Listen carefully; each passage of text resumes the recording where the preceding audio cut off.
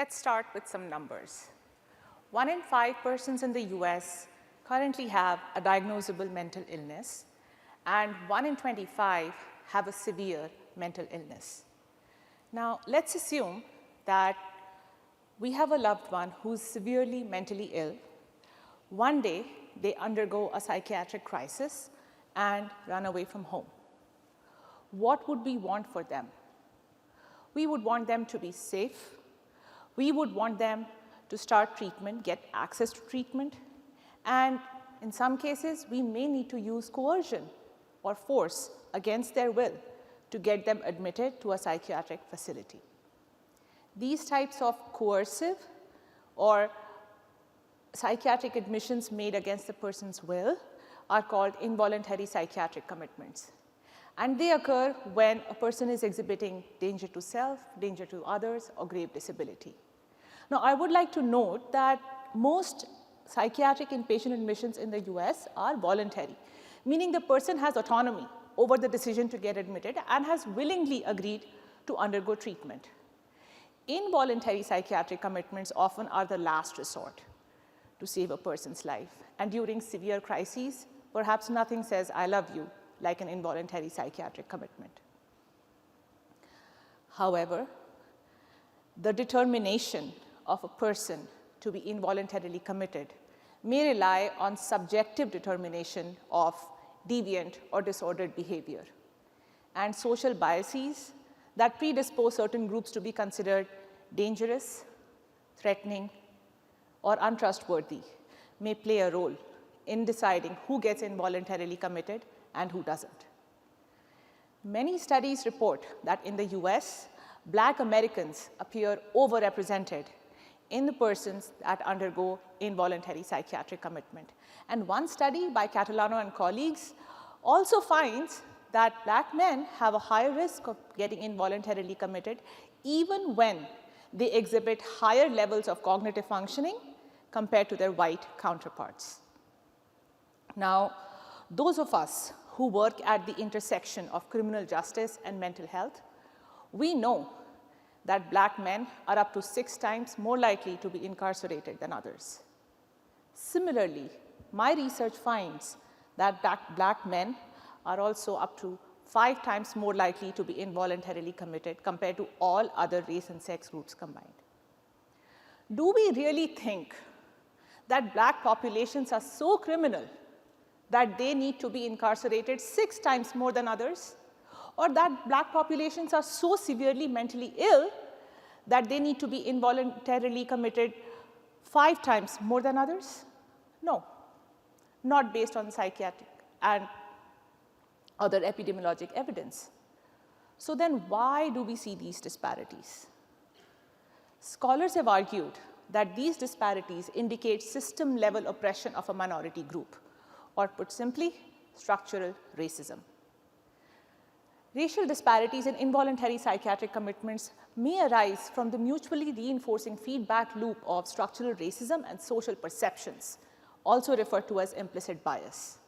We have policies and practices that place Black Americans at a disadvantage, correspond with adverse outcomes in this population that in turn continues priming the social perception of this group as more deserving of harsher treatment, punishment, and reduction in freedom.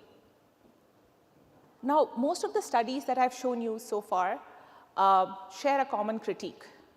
And the critique is these studies do not directly say or test that racism causes racial disparities in involuntary psychiatric commitment. Or the common saying, correlation doesn't equal causation. I try to unpack the extent to which racial disparities in involuntary psychiatric commitments in the US arise from racism and racial bias in the society. So let's do a thought experiment. Let's say we want to understand whether racism causes racial disparities in involuntary psychiatric commitment. And let's think of race as a switch.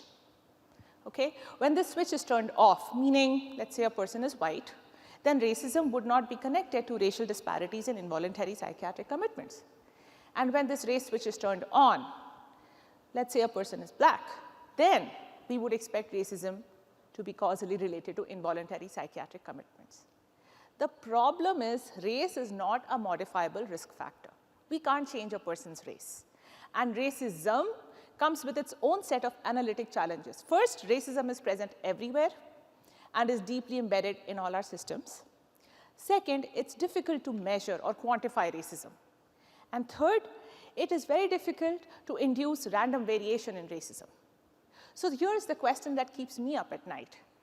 What if there was a way to induce arbitrary variation from a sudden external shock, a random shock, that would then induce variation in racism?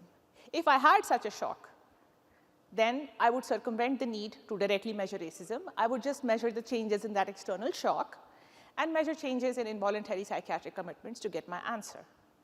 Now, my research has led me to believe that economic recessions might fit the bill here. Why?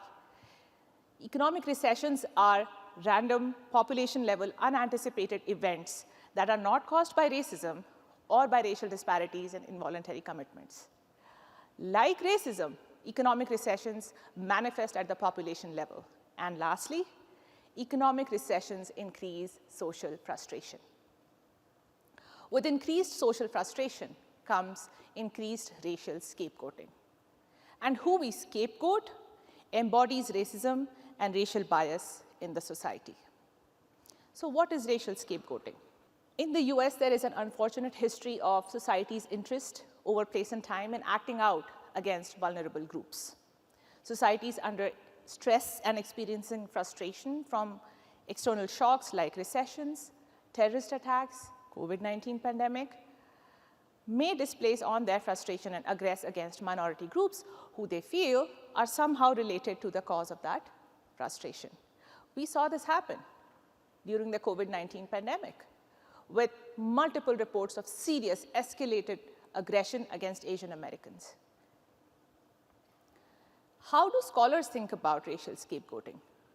There is a hypothesis called the frustration, aggression, displacement hypothesis, according to which when the source of frustration cannot directly be targeted, we may turn our aggression onto, or we may misplace and displace our aggression onto those members of the community who have traditionally been perceived as the troublemakers, or who in the society's opinion are somehow related to that source of frustration.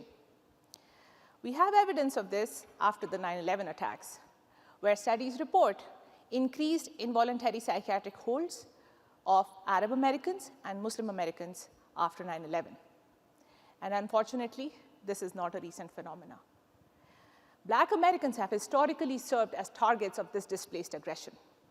In the 1800s, when cotton prices would fall and the economy back then would undergo a recession, aggression against Black Americans would increase in the form of increased lynchings. In the modern context, where citizens cannot overtly aggress against Black Americans, they may resort to calling law enforcement to report Black Americans for involuntary psychiatric commitments. And this is where the role of economic recessions as a population-level stressor in trying to understand whether racism causes racial disparities in involuntary psychiatric commitments comes in. So I turned my attention to the 2008 economic recession, or the Great Recession, where about 9 million people lost their jobs in the US. And at the peak of this recession, 2 out of 5 Americans reported living in poverty. This was a big population-level stressor, and it may have increased social frustration. That, in turn, may have led to increased involuntary psychiatric commitments among Black Americans. That's exactly what I studied. Did involuntary psychiatric admissions or commitments increase among Black Americans during the 2008 recession? And I wanted to examine whether monthly changes in the number of people employed corresponds with changes in involuntary psychiatric commitments among Black men, Black women, other race men, other race women. I looked at data on 13.1 million psychiatric inpatient admissions from 2006 to 2011 for 4 US states. This graph is from the data set that I examined. The line in blue shows the monthly rates of involuntary psychiatric commitments among Black men and women from all other race ethnicities combined. And you can see here how wide the disparities are when it comes to black men in particular. So what did my analyses show? What I found was 1 month after monthly employment decline, there's an increase of 3% of involuntary psychiatric commitments among black men, which amounts to about 995 additional involuntary psychiatric commitments among black men in my study population. I don't find these results for other race and sex groups, and I don't find these results for voluntary psychiatric admissions among black men. My results appear most consistent with the frustration, aggression, displacement hypothesis. And I view this as a racist population-level response to a sudden, large macro-social shock. The presence of my discovered relations, particularly among black men, also aligns with the broader trends in punitive, harsh measures that this group faces in our society, with involuntary psychiatric commitments potentially indicating another avenue of confinement, except this time medically justified. There are policies currently in place that are using involuntary psychiatric commitments on vulnerable communities, one of which is shown here. I leave it to you to decide who will end up being the unjust target here. Now, racial disparities in psychiatric outcomes did not arise in a vacuum. In the 1950s, as Jonathan Metzl describes in his amazing book, The Protest Psychosis, psychiatrists made up a psychiatric diagnosis called protest psychosis to declare civil rights protesters as mentally ill and potentially provide convenient grounds for involuntary psychiatric commitments of those protesters. That led to a disparity in the rates of schizophrenia in the US that persists to this day. Why do I bring this up? Because it's possible that history repeats itself. After the police killing of George Floyd in 2020, there were reports of a new word being used to justify police brutality. That seems to sound very similar to protest psychosis. And that new word is excited delirium.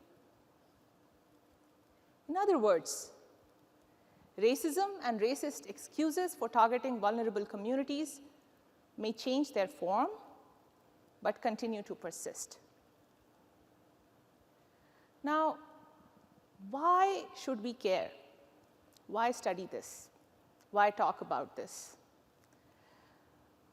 Because I hope that whatever I've presented today has made you wonder if what we are seeing is acceptable or not. And if we want change, we have to start with measuring it. Because what we don't measure, we can't change. I would like to conclude by thanking the giants whose shoulders I stand on, my PhD advisor and mentor, Dr. Tim Bruckner, Dr. Lonnie Snowden, who has dedicated his life to studying racial disparities in mental health, and Dr. Ray Catalano, whose work on involuntary psychiatric commitments and racial disparities forms the foundation of my own. Thank you.